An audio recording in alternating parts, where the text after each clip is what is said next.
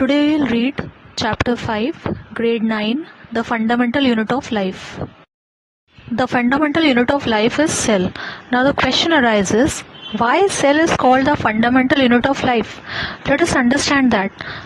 Let us first know the hierarchy of an organism. A single cell is called a cell. Group of cells forms a tissue. Group of tissues forms an organ. And group of organs form an organ system. Now group of organ systems forms an organism body. So starting is from cell. So that is why cell is called a fundamental and structural unit of life. Now cell was discovered in 1665 by Robert Hooke. He examined the thin slice of cork, that is bark of tree, through self-designed microscope. It looks like honeycomb consisting of many little compartments or rooms. He named these compartments as cell. Now cell is a Latin word for a little room. So he concluded that all living things are composed of cells, and it is the basic unit of life. So we can say that cell is a fundamental and structural unit of life. Now activity 5.1 from NCERT. So objective of this activity is to prepare a temporary mount of an onion peel. So after preparing a temporary mount of an onion peel, the observations are, we can see under the microscope the compartment-like structures are present in the peel of an onion. So these compartment-like structures are known as cell.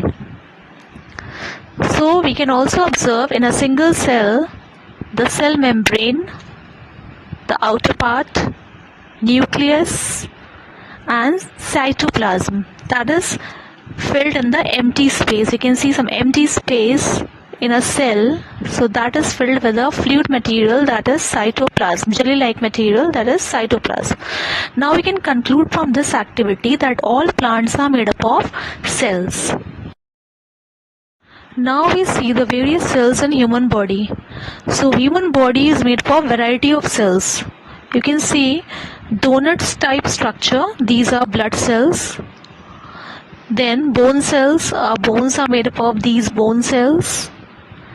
Then next is muscle cells. The movement in our body is due to these muscle cells only, and muscle cells contract and relax, due to which our body shows movement.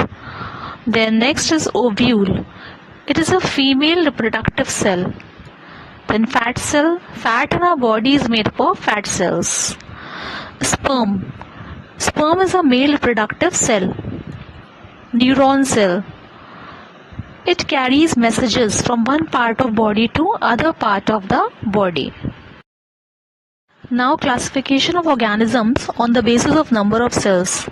So on the basis of number of cells present in a living organism, it can be divided into two types, that is unicellular organisms and multicellular organisms. Now unicellular organisms. It is a single celled organism. All functions are performed by a single cell only, and its lifespan is short. Example is amoeba, is made up of one cell only. Bacteria, paramecium, these all are unicellular organisms. Then multicellular organisms. It consists of large number of cells, that is more than one cell, and different cells perform different functions, and its lifespan is long, like human beings. We are multicellular organisms. Our body is made up of various cells. So many more examples are trees, animals, etc. Each living cell has a capacity to perform certain basic functions that are characteristic of all living forms. How does a living cell perform these basic functions?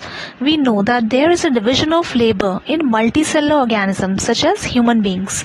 This means that different parts of the human body perform different functions. The human body has a heart to pump blood, a stomach to digest food, and so on. Similarly, division of labor is also seen within a single cell. In fact, each such cell has got certain specific components within it known as cell organelles. Each kind of cell organelle performs a special function such as making new materials in the cell, clearing up the waste material from the cell, and so on. A cell is able to live and perform all its functions because of these organelles. These organelles together constitute the basic unit called the cell. The main components of the cell are first cell membrane or plasma membrane, nucleus, cytoplasm, cell wall, and cell organelles. Now before moving on, let me explain you the term osmosis. What is osmosis now? The net movement of water or a solvent across a semi-permeable membrane from a region of its higher concentration to a region of its lower concentration is known as osmosis. I repeat, the net movement of water or a solvent across a semi-permeable membrane SPM from a region of its higher concentration to a region of its lower concentration is known as osmosis. A semi-permeable membrane is essential in the process of osmosis.